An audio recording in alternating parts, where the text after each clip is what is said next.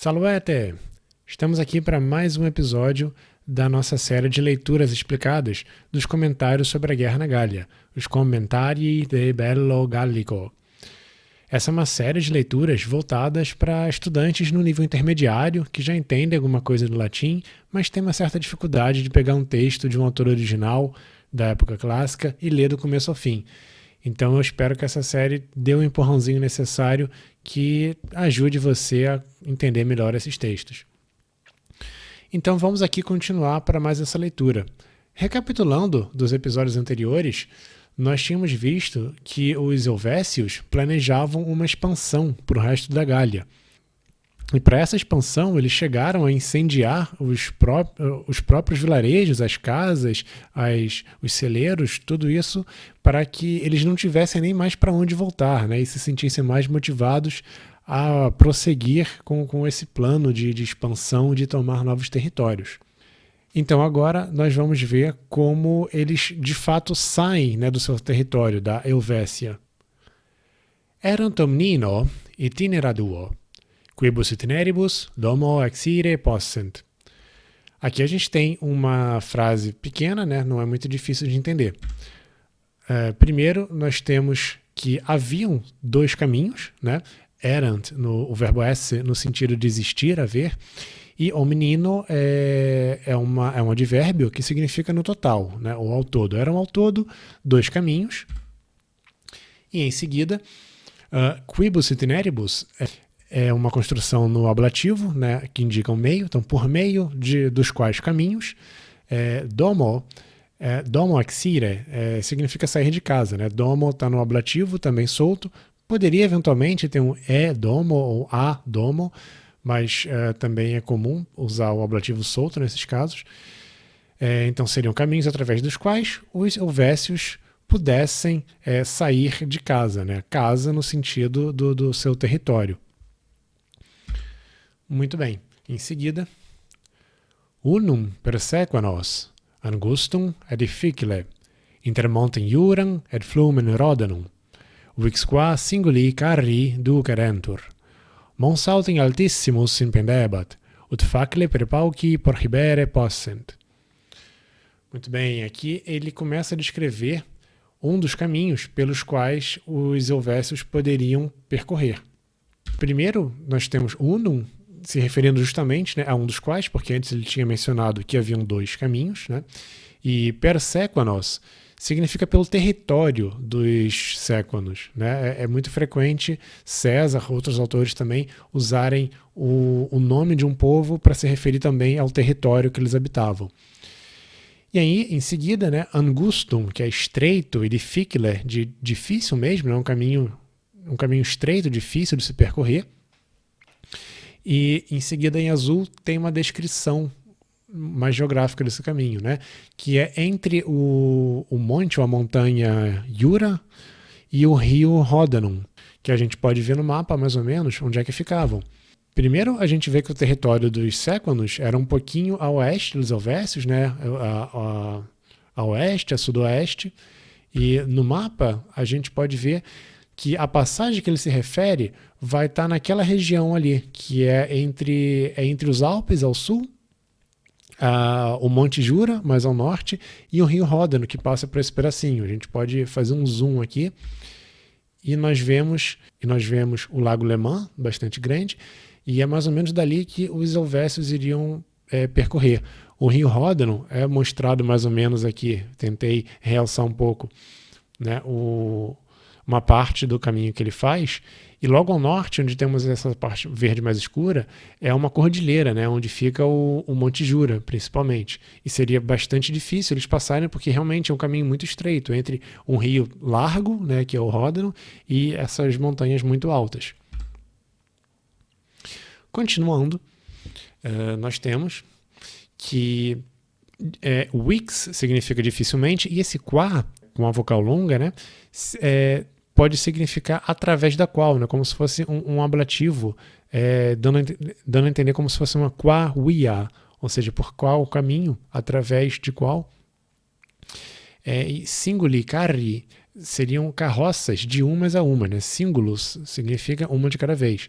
e ducerentur, né, um verbo na voz passiva, fossem levadas, né? Ou seja, ele está dizendo que é um caminho tão apertado e difícil que as carroças só poderiam ser levadas numa fila indiana, né, uma a uma. E além disso, né, o alten, que pode significar porém ou além disso, né, é uma conjunção que não tem um impacto muito forte na narrativa. Ele diz que um monte altíssimo, né, um monte muito alto, pendia logo ali em frente, né, o próprio Monte Jura. E por fim, nós temos uma oração com ut, o possent, ou seja, pudessem, e quem poderia, né? Quem é o sujeito do pudessem? A gente vê pelo contexto, prohibere já não é a primeira vez que aparece nesses textos, significa, pode parecer proibir, mas tem mais o sentido de evitar que alguém chegue a algum lugar, né? Manter a distância. Então seria os inimigos, né? Os hostes, que no caso seriam os sequanos que habitavam ali. Então o ponto é que os inimigos, os sequanos, poderiam, muitos poucos deles, né, perpau, que significa uma pequena quantidade, poderiam evitar que os helvécios atravessassem, né, chegassem àquele lugar. Agora nós temos um trecho que vai falar do outro caminho, né? Alterum per provinciam nostram, multo facilius atque expeditius, propterea quod inter fines helvetiorum et allobrogum, qui nuper pacati erant, rodanus fluit, isque non nullis locis vado transitur. Mais uma vez, uma sentença um pouquinho grande, vamos olhar aos poucos. Logo no começo, a gente tem vários elementos no nominativo, né? O alterum, que se refere ao outro caminho, né? Alterum iter, que aqui o César omitiu a palavra, por brevidade. E facilius e expeditius são dois adjetivos no grau comparativo, né? Lembrando que os adjetivos, quando se referem a um nome neutro, né, então no neutro nominativo, eles têm essa terminação em ius. Então, facilius significa mesmo mais fácil, e expeditius é de uma certa forma mais leve, né, menos sobrecarregado. Em verde, naturalmente, indicando que esse caminho iria pela nossa província, do ponto de vista do César, né, pela província romana, ali do sul da Gália. Então aqui, segundo César, esse caminho através da província romana era mais fácil. E por quê? Propterea quod, ou seja, por quê? Né? Entre as fronteiras dos helvécios e dos holobroges, ou seja, inter fines, fines significando os limites dos territórios, em seguida a gente tem uma oração relativa que vai se referir aos holobroges, né, que recentemente tinham sido pacificados, né, pacati. E, na verdade, quando ele diz que os alóbroges já tinham sido pacificados, isso na prática significa que eles já tinham sido incluídos no domínio romano. Então, a província, né, a Provincia, a província da Gália ulterior, já contava com o território dos holobroges como parte, de fato, do domínio romano. Né? Ele não diz isso muito explicitamente, porque na prática os romanos, os leitores da época, já entendiam que era assim. Mas quando César diz que os helvécios poderiam entrar no território dos holobroges, isso na prática significa que eles estariam entrando em território romano. E o que tem entre as fronteiras deles dois? Né? O Ródanos, o rio Ródano, flui entre os territórios dos dois. Em seguida, a gente tem esse isque, que é o pronome is, né, se referindo a um elemento masculino, e o que, que é, né, uma conjunção que aparece como sufixo. Lembrando que o is é um masculino singular e se refere ao Ródanos, o rio. Em seguida, non nullis é uma expressão que às vezes vem junta, né, como uma palavra só, non nullis, mas de vez em quando vem separado, e significa em alguns, né? Lembrando que a dupla negação em latim, uma negação anula a outra e fica uma coisa positiva. Então, em alguns locais, e o vado vem no ablativo, indicando um modo, é um val, né? É um ponto em que o rio é mais raso e é fácil de atravessar.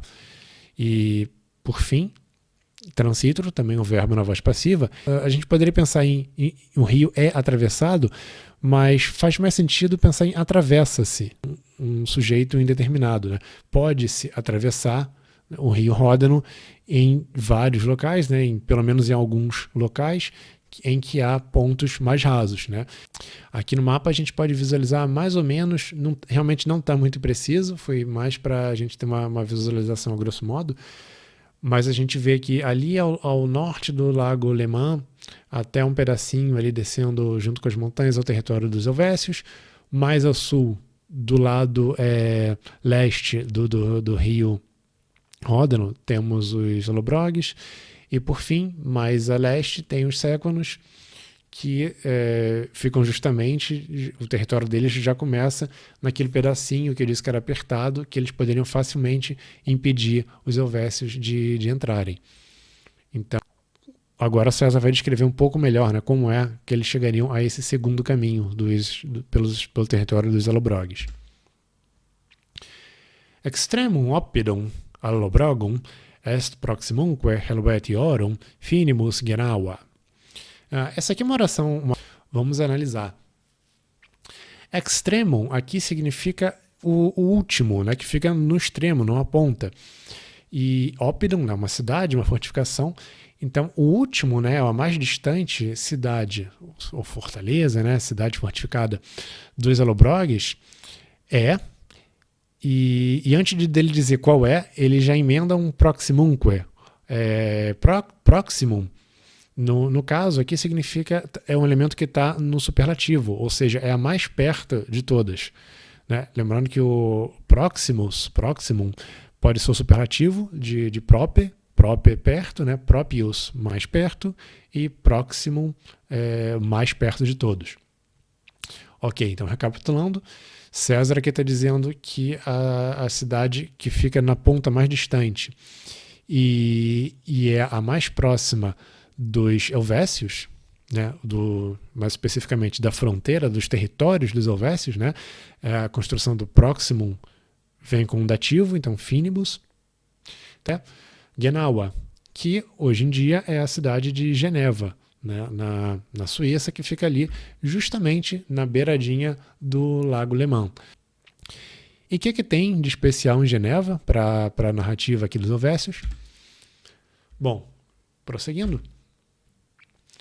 Exeo oppido pons ad Helvetios pertinet.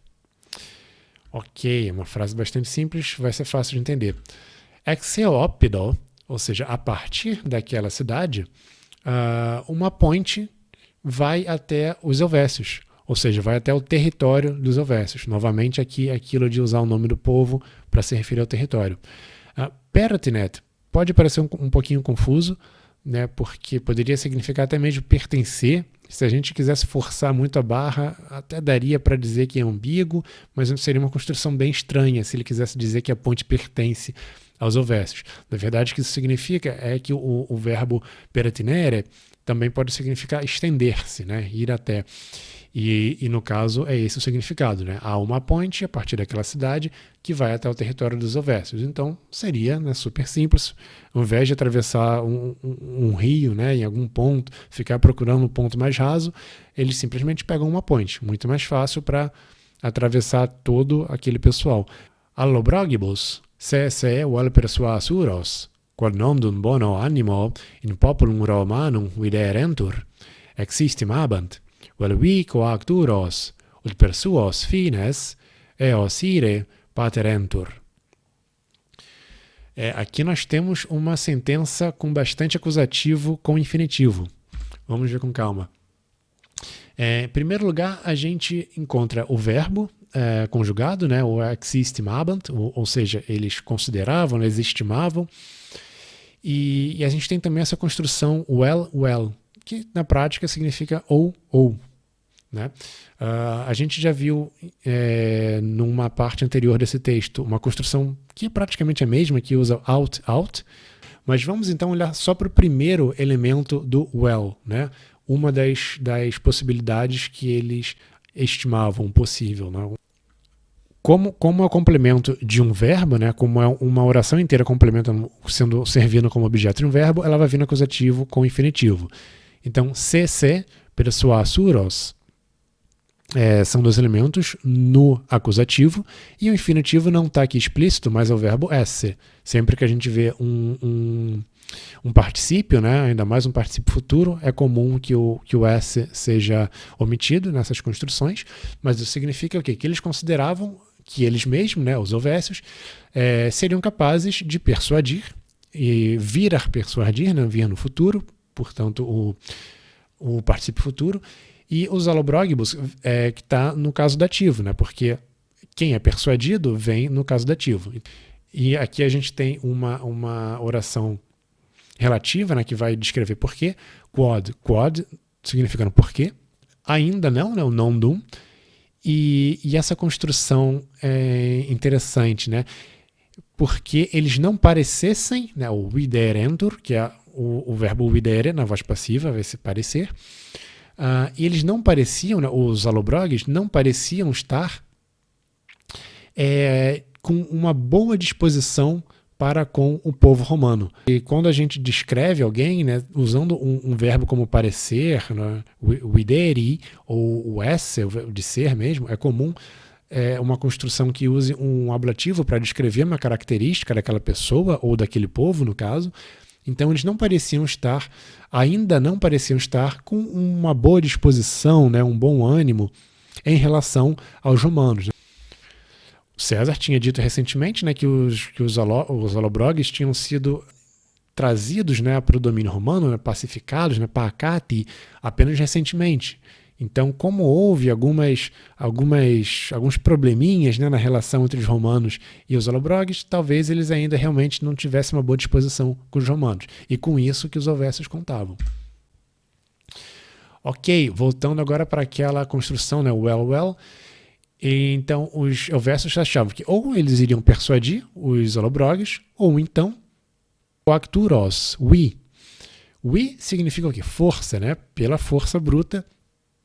E está no ablativo, que significa o meio, e coacturos, que seriam aqueles que viriam a coagir. Lembrando que os helvécios, logo no começo, tinham todo aquele pensamento que eles eram o povo mais forte da Gália, né, por uma série de motivos, e por isso eles seriam capazes de tomar novos territórios.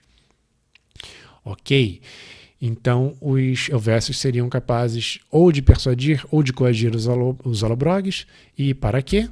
Bom, naturalmente, não é difícil de entender, mas temos aqui uma oração com ut que descreve um propósito, novamente, o verbo lá no final, paterentur, ou seja, permitir, pode significar sofrer, mas aqui é permitir, e lembrando que paterentur, o verbo pati, é deponente, então ele parece que está na passiva, mas está na ativa, né? Então, ut paterentur é para que permitissem. Permitissem o quê? Permitissem ir. E permitissem quem ir? Eos, pessoas finas. Aqui eu chamo a atenção que a gente vai ter mais uma vez uma coisa que pode parecer um pouco confusa, né? O uso do se uma hora e o eos outra.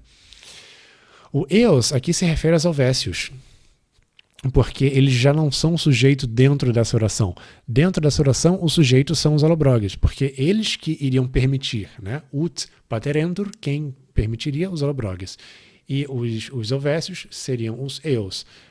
Se ire paterentur seria como se os allobroges permitissem a si próprios ir, né? Percorrer aquele caminho, o que seria bastante estranho.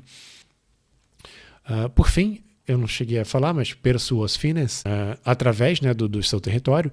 E aqui sim nós vemos o pronome suos e não eios, porque se refere ao sujeito dessa oração, os próprios allobroges.